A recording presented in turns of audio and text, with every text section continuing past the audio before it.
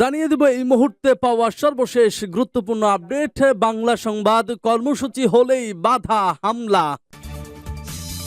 এরপর জানিয়ে দেব বিএনপি আওয়ামী পন্থী আইনজীবীদের হট্টগোলে এজলাস ছাড়লেন দুই বিচারপতি। জানিয়ে দেব কমলনগরে বিএনপির কার্যালয় ভাঙচুরের অভিযোগ। এদিকে সামাজিক যোগাযোগ মাধ্যম থেকে তারেক রহমানের বক্তব্য সরানোর নির্দেশ। আরো জানিয়ে দেব শেখ হাসিনাকে ক্ষমতা থেকে নামানো যাবে না। সর্বশেষ জানিয়ে দেব বিএনপি জামাতে শেকড় সেপ্টেম্বরে উফড়ে ফেলা হবে বলছে আব্দুর রাজ্জাক। শুনছিলেন সংবাদ শিরোনাম, এখন বিস্তারিত। কর্মসূচি হলেই বাধা হামলা। সদর দক্ষিণ লালমাহাই ও মহানগরের বিভিন্ন এলাকার বিএনপি দলীয় নেতাকর্মীদের সঙ্গে কথা বলে এমন তথ্য পাওয়া গেছে। 2 মাসে কুমিল্লায় অন্তত 7টি কর্মসূচিতে আওয়ামী লীগ ও সহযোগী সংগঠনের নেতাকর্মী এবং পুলিশের বাধার সম্মুখীন হয়েছেন বিএনপির চেয়ারপারসনের উপদেষ্টা ও সাবেক সংসদ সদস্য বীর মুক্তিযোদ্ধা মনিরুল হক চৌধুরী। এসব কর্মসূচি করতে গিয়ে তার অনুসারী নেতাকর্মীরা কেউ গুলিবিদ্ধ হয়েছেন, কেউ হামলার শিকার হয়েছেন, কারো বাড়ি ঘরে হামলা ভাঙচুর ও লুটপাট হয়েছে। ভেঙে ফেলা হয়েছে ডেকোরেটরের চেয়ার ও মঞ্চ। কুমিল্লার সদর দক্ষিণ লালমাই ও মহানগরের বিভিন্ন এলাকার বিএনপি দলীয় নেতাকর্মীদের সঙ্গে কথা বলে এমন তথ্য পাওয়া গেছে। এছাড়া কুমিল্লার বিভিন্ন উপজেলায় বিএনপির নেতাকর্মীদের কর্মসূচিতে যাওয়ার পথে হামলা হয়। মনিরুলের অনুসারীদের অভিযোগ, গত 29 জুন সদর দক্ষিণ উপজেলার গলিয়ারা ইউনিয়নের জোলাই গ্রামে ঈদ উপলক্ষে শুভেচ্ছা বিনিময় করতে যান তিনি। এ সময় তাকে বাধা দেন পুলিশ ও ছাত্রলীগের নেতাকর্মীরা। গত 6 জুলাই লালমাইয়ের পেরুল দক্ষিণ ইউনিয়ন ও বাকি উত্তর ইউনিয়ন বিএনপির প্রতিনিধি সভার আয়োজন করা হয়। মনিরুল কর্মসূচিতে পৌঁছার আগেই সভা মঞ্চ, চেয়ার টেবিল ভাঙচুর করেন আওয়ামী লীগ ও সহযোগী সংগঠনের নেতাকর্মীরা। পরে ওই ঘটনা নিয়ে পদুয়ার বাজারে হোটেল নূরজাহানে সংবাদ সম্মেলন করেন মনিরুল হক। অনুমতি ছাড়া কেন তিনি সংবাদ সম্মেলন করছেন, এ কারণে সদর দক্ষিণ মডেল থানা পুলিশ গিয়ে বাধা দেয়। ব্যানার খুলে নিয়ে যায়। চলতি মাসের দ্বিতীয় সপ্তাহে কুমিল্লা সিটি কর্পোরেশনের 27 নম্বর ওয়ার্ডের ধনাইতরি এলাকায় কর্মসভার আয়োজন করে ওয়ার্ড বিএনপি। এ কারণে ওয়ার্ড বিএনপি সাধারণ সম্পাদক আব্দুল কুদ্দুসের বাড়িঘর কুপিয়ে দেন কাউন্সিলর আবুল হাসানের অনুসারীরা। 26 আগস্ট 19 থেকে 27 নভেম্বর ওয়ার্ডের নেতা কর্মীদের নিয়ে বিএনপির কালো পতাকা মিছিল করার ঘোষণা দেয়। সদর দক্ষিণ উপজেলার সামনে সীমান্তপুরে পুলিশি অনুমতি না মেলায় সেটি করতে পারেনি। 26 আগস্ট লালমায়ে বেলঘর উত্তর ইউনিয়নের ওদাননিয়া গ্রামে ইউনিয়ন বিএনপির বর্ধিত সভা ছিল। ওই সভা শুরুর 1 ঘন্টা আগে লালমাই উপজেলা পরিষদের চেয়ারম্যান ও কুমিল্লা দক্ষিণ জেলা যুবলীগের আহ্বায়ক কামরুল হাসান ও লালমাই উপজেলা আওয়ামী লীগের সাংগঠনিক সম্পাদক আয়াতুল্লাহর নেতৃত্বে 40 থেকে 50টি মোটরসাইকেল নিয়ে হামলা চালানো হয়। এ সময় গুলিবর্ষণে 2 জন গুলিবিদ্ধ হন, আহত হন অন্তত 20 জন। আওয়ামী লীগ ও অঙ্গ সংগঠনের নেতাকর্মীরা বর্ধিত সভার জন্য আনা চেয়ার ও মঞ্চ ভাঙচুর করেন। বিএনপির নেতাকর্মীদের দাবি, এ সময় ইউনিয়ন বিএনপি সাধারণ সম্পাদক মফিজুল ইসলামের ঘরে লুটপাট করা হয়। এছাড়া সদর দক্ষিণ উপজেলার বারপাড়া ইউনিয়ন বিএনপির প্রতিনিধি সভা করতে পারেননি তিনি। বিএনপি আওয়ামী পন্থী আইনজীবীদের হট্টগোল, এজলাস ছাড়লেন 2 বিচারপতি।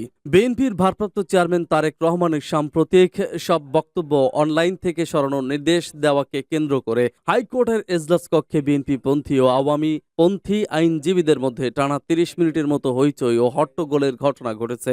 এ সময় কোর্টে অচল অবস্থা সৃষ্টি হয়। এক পর্যায়ে 2 বিচারপতি এজলাস ছেড়ে খাস কামরায় চলে যান। আজ সোমবার সকালে বিচারপতি মোহাম্মদ খসরুজ্জামান ও বিচারপতি মোহাম্মদ খাইরুল আলমের হাইকোর্ট বেঞ্চে এই ঘটনা ঘটেছে। বেলা 11:13 এই প্রতিবেদন লেখা পর্যন্ত বিএনপি পন্থী শতাধিক আইনজীবী এজলাস কক্ষে অবস্থান করেছেন। তবে এজলাস কক্ষের বাইরে অতিরিক্ত পুলিশ মোতায়েন করা হয়েছে। আদালতে আজ রিটের পক্ষে ছিলেন আইনজীবী কামরুল ইসলাম, আইনজীবী সঞ্জিদা খানম ও আইনজীবী নাসরিন সিদ্দিকী লীনা সহ আওয়ামী লীগ সমর্থিত আইনজীবীরা। অন্যদিকে তারেক রহমানের পক্ষে ছিলেন ব্যারিস্টার মাহবুব উদ্দিন খোকন, ব্যারিস্টার বদরুদ্দোজা বাদল, ব্যারিস্টার রুহুল কুদ্দুস কাজল ও ব্যারিস্টার কাইসার কামাল সহ বিএনপি সমর্থিত আইনজীবীরা। জানা গেছে, তারেক রহমানের বক্তব্য সামাজিক যোগাযোগ মাধ্যম থেকে সরানোর আবেদন গ্রহণের প্রেক্ষাপটে তারেক রহমানের পক্ষের আইনজীবীরা এর বিরোধিতা করেন। এক পর্যায়ে তারেক রহমানের আইনজীবীরা আদালতকে জ্যেষ্ঠ বিচারপতির উদ্দেশ্য করে বলেন, আপনার প্রতি আমাদের অনাস্থার বিষয়টি প্রধান বিচারপতির বরাবর দিয়েছি। এই অবস্থায় আপনি এ বিষয়ে আদেশ দিতে পারেন না।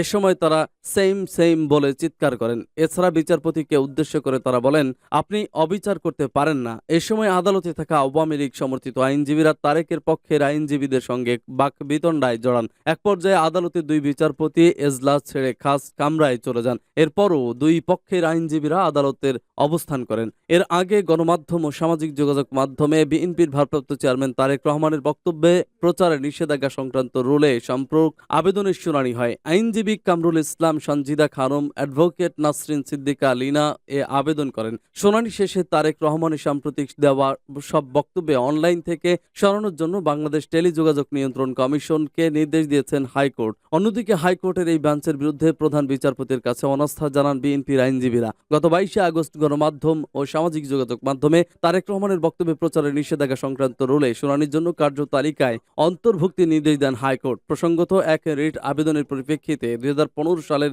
7 জানুয়ারি তারেক রহমানের বক্তব্যে গণমাধ্যমে প্রচারের ওপর নিষেধাজ্ঞা দেন হাইকোর্ট। একই সঙ্গে রুল জারি করেন। রুলে তারেক রহমানের বক্তব্য প্রকাশ ও প্রচার নিষিদ্ধ করতে প্রয়োজনীয় পদক্ষেপ নিতে কেন বিবাদীদের নির্দেশ দেওয়া হবে না তা জানতে চাওয়া হয়। ওই রুল শুনানির জন্য 8 বছর পর হাইকোর্টে আবেদন জানায় রিটকারী পক্ষ, কিন্তু তারেক রহমানের ঠিকানা ভুল থাকায় নোটিশ সঠিকভাবে জারি হয়নি। এ কারণে ঠিকানা সংশোধন করে ফের আবেদন দাখিলের নির্দেশ দেন হাইকোর্ট। ওই নির্দেশনা মোতাবেক তারেক রহমানের ঠিকানা সংশোধন করে নোটিশ জারির নির্দেশ দেন আদালত। এরপরই গত সপ্তাহে নোটিশ জারি করা হয়। কমলনগরে বিএনপির কার্যালয়ে ভাঙচুরের অভিযোগ। লক্ষ্মীপুরের কমলনগরের চৌধুরী বাজারে বিএনপির কার্যালয়ে ভাঙচুরের অভিযোগ উঠেছে ছাত্রলীগের বিরুদ্ধে। ছাত্রলীগকে উদ্দেশ্য করে উপজেলা স্বেচ্ছাসেবক দল নেতা তারেক রহমান রকির বক্তব্যের জেরে রোববার সন্ধ্যায় এই ঘটনা ঘটেছে। বিএনপির অভিযোগ, উপজেলা ছাত্রলীগের সাধারণ সম্পাদক হারুনুর রশিদ হারুন এবং চর মার্টিন ইউনিয়ন আওয়ামী লীগের সাধারণ সম্পাদক বেলায়েত হোসেনের নেতৃত্বে উপজেলার চর মার্টিন ইউনিয়ন বিএনপির কার্যালয়ে ভাঙচুর করা হয়। তবে ছাত্রলীগ এ দায় অস্বীকার করেছে। এদিকে এ ঘটনায় স্থানীয় বিএনপি অঙ্গ সংগঠনের নেতাকর্মীদের মধ্যে ক্ষোভের সৃষ্টি হয়েছে। নিন্দা জানিয়ে বিবৃতি দিয়েছেন লক্ষ্মীপুর 4 আসনের সাবেক সংসদ সদস্য বিএনপি নেতা আশরাফুদ্দিন নিজান। প্রতিবাদের রাতেই চৌধুরীর বাজারের বিক্ষোভ মিছিল করে বিএনপি অঙ্গ সংগঠনের নেতাকর্মীরা। সেখানে পরিস্থিতি থমথমে ছিল। অনাকাঙ্ক্ষিত ঘটনা এড়াতে সেখানে পুলিশ মোতায়েন করা হয়। জানা গেছে, গত 25 আগস্ট বিকেল কমলনগরের চর মার্টিন ইউনিয়নের 1, 2, 3, 4, 5 ও 6 নম্বর ওয়ার্ড স্বেচ্ছাসেবক দলের কর্মী সভা অনুষ্ঠিত হয়। এতে বিএনপি এবং স্বেচ্ছাসেবক দলের নেতাকর্মীরা অংশ নেয়। অনুষ্ঠানে উপজেলা স্বেচ্ছাসেবক দলের যুগ্ম আহ্বায়ক ও স্থানীয় ইউপি সদস্য তারেক রহমান রকি তার বক্তব্যের মাঝে স্থানীয় ছাত্রলীগকে উদ্দেশ্য করে বক্তব্য দেন। বক্তব্যের এক পর্যায়ে তিনি বলেন, চর মার্টিন ইউনিয়নে ছাত্রলীগের গুন্ডারা তুচ্ছ সামান্য কথা নিয়ে বিএনপির নেতাকর্মীদের গায়ে হাত তুলেছে।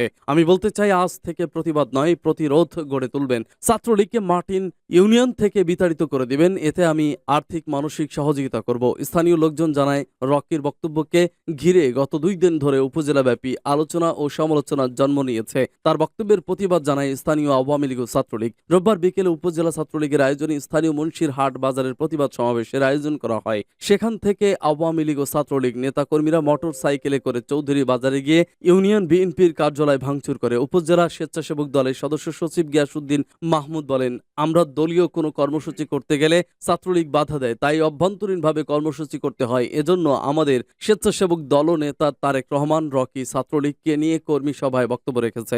এতে ক্ষিপ্ত হয়ে উপজেলা ছাত্রলীগের সাধারণ সম্পাদক হারুনুর রশিদ হারুন এবং ইউনিয়ন আওয়ামী লীগের সাধারণ সম্পাদক বেলালের নেতৃত্বে রোববার সন্ধ্যা 6টার দিকে 25 থেকে 30 জন লোক নিয়ে চৌধুরী বাজারে এসে আমাদের দলীয় কার্যালয় ভাঙচুর করে। পরে আমাদের দলীয় নেতাকর্মীরা বাজারে অবস্থান নিয়ে বিক্ষোভ মিছিল করেছে। পুলিশ আমাদের বলেছে ভাঙচুরের জন্য থানায় মামলা করতে। এ বিষয়ে জানতে চাইলে উপজেলা ছাত্রলীগের সাধারণ সম্পাদক হারুনুর রশিদ হারুন বলেন, স্বেচ্ছাসেবক দলনেতা তারেক রহমান কি রকি ছাত্রলীগকে নিয়ে কুরুচিপূর্ণ মন্তব্য করেছে। এটার প্রতিবাদে আমরা সমাবেশ করেছি। তাদের দলীয় কার্যালয়ে আমরা ভাঙচুর করিনি। কমলনগরের চৌধুরী বাজার হাজিরহাট পুলিশ তদন্ত কেন্দ্রের পরিদর্শক মনিরুল ইসলাম বলেন, বিএনপি দলীয় কার্যালয়ে ভাঙচুরের ঘটনা ঘটেছে, তবে কারা ভাঙচুর করেছে তা আমরা দেখিনি। বিএনপির লোকজন বাজারে অবস্থান নিলে পুলিশ গিয়ে পরিস্থিতি নিয়ন্ত্রণে রাখে। এ ঘটনায় নিন্দা জানিয়েছে লক্ষ্মীপুর 4 আসনের সাবেক সংসদ সদস্য বিএনপির নির্বাহী কমিটির শিল্প ও বাণিজ্য বিষয়ক সহ সম্পাদক আশরাফুদ্দিন নিজান। তিনি জানান, উপজেলার চর মার্টিন চৌধুরী বাজার অবস্থিত বিএনপির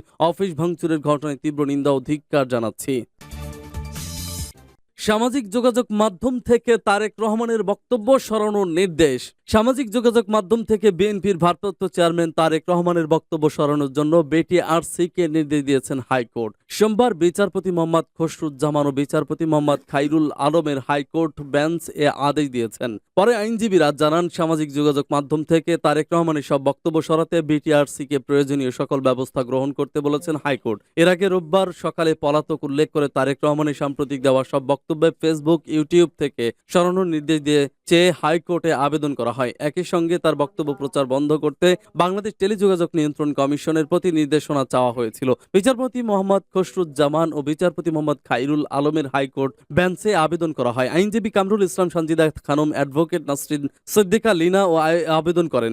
গণমাধ্যম ও সামাজিক যোগাযোগ মাধ্যমে বিএনপির নেতার বক্তব্যের প্রচারের নিষেধাজ্ঞা সংক্রান্ত রোলে সম্পর্কে আবেদন করা হয়। এর আগে গত 22 আগস্ট গণমাধ্যম ও সামাজিক যোগাযোগ মাধ্যমে তারেকের বক্তব্য প্রচারের নিষেধাজ্ঞা সংক্রান্ত রোলে শুনানির জন্য কার্যতালিকায় অন্তর্ভুক্তির নির্দেশ দেন হাইকোর্ট। আর 23 আগস্ট এটি কার্যতালিকায় রাখার কথাও বলা হয়।